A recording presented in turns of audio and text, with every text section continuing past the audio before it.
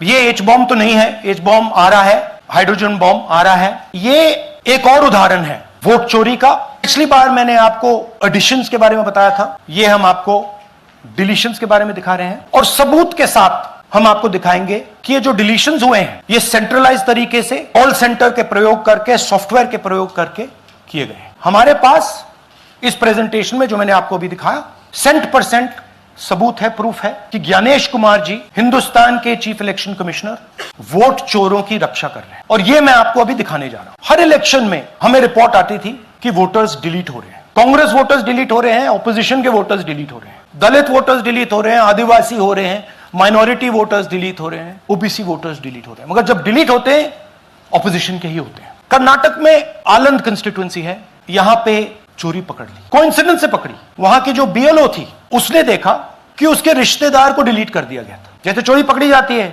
कोई छोटी सी गलती हो जाती है, हाथ आ जाती है।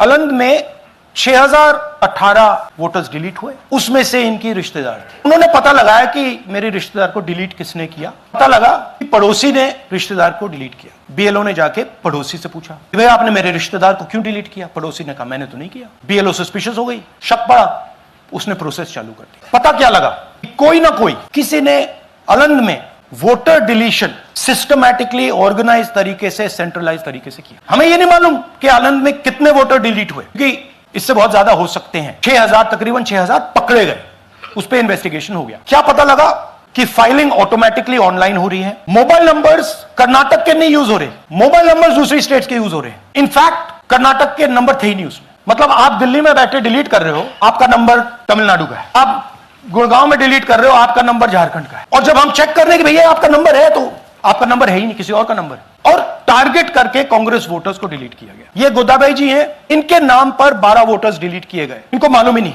इनको पता ही नहीं कि इन्होंने 12 वोटर्स डिलीट किए। दिखाइए जरा, ये इनका वीडियो है। अर्जी हाकिला, ನನಗೆ ಅದಕ್ಕೆ ಸಂಬಂಧ ಇಲ್ಲ, ಅದು ಯಾರು ಹೊಟ್ಟಿ ಕಿಚ್ಚಿ ಯಾರು ಏನ ಹಾಕ್ಯಾರ ಅನ್ನೋದು ನನಗೆ ಗೊತ್ತಾ ಇಲ್ಲ।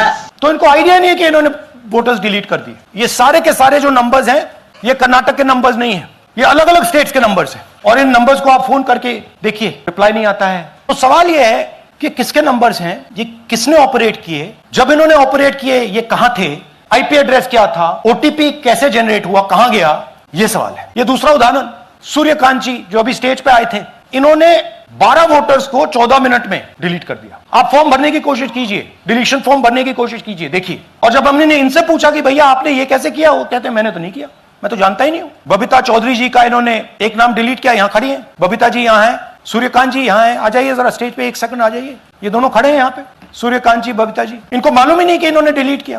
Thank you. नागराज जी, इन्होंने 2 एप्लीकेशन 36 सेकंड में फाइल कर दी है। और मजे की बात देखिए, ये 4 बजे सुबह उठ के फाइल कर रहे हैं।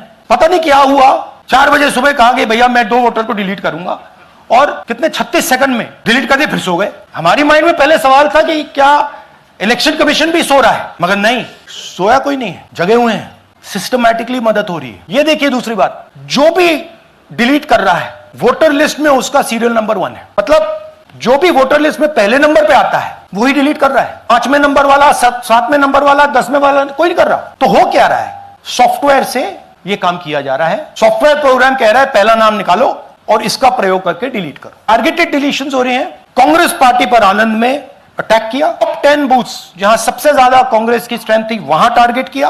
और 2018 में पिछले इलेक्शन में 10 में से 8 बूथ कांग्रेस पार्टी जीती थी, और इन 8 में से इन्होंने 6000 लोग उड़ाने की कोशिश की। ये कोइंसिडेंस नहीं था, ये प्लान था, और ये सेंट्रलाइज तरीके से किया जा रहा है। अब मैंने बहुत बड़ी बात बोली, चीफ इलेक्शन कमीशन के बारे में मैंने बोला कि ये व्यक्ति वोट चोरों की रक्षा कर रहा है। जो भी मैं यहां बोल रहा हूं 100% प्रूफ के साथ, सबूत के साथ बोल रहा हूं। और मैं अभी आपको दिखाना चाहता हूं कि मैं ये शब्द क्यों बोल रहा हूं और किस बेसिस पे बोल रहा हूं, आपको अपनी आंखों से दिखेगा। कर्नाटका सीआईडी ने केस चालू किया कि ये वोटर कौन है, ये फोन किसके हैं, ये आईपी एड्रेस क्या है, ओटीपी कहां गया, इन चीजों के बारे में इन्वेस्टिगेशन शुरू होती है। कर्नाटक सीआईडी ने हिंदुस्तान के इलेक्शन कमीशन को 18 चिट्ठियां लिखी हैं। हमें आप ये इंफॉर्मेशन दीजिए, बिल्कुल क्लियर है, डेस्टिनेशन आईपी दीजिए, डिवाइस डेस्टिनेशन पोर्ट दीजिए, ओटीपी ट्रेल्स दीजिए, फोन नंबर्स दीजिए, फोन नंबर्स के मालिकों के नाम दीजिए। क्लियरली पूछा है, नो आंसर। 18 चिट्ठी CID Karnataka, no answer from chief election commissioner, no answer from election commission. Timeline देखिए, फरवरी 23 में। नेता टाइप आधा काम मत करो, सब्सक्राइब के साथ साथ बेल आइकॉन भी दबाओ।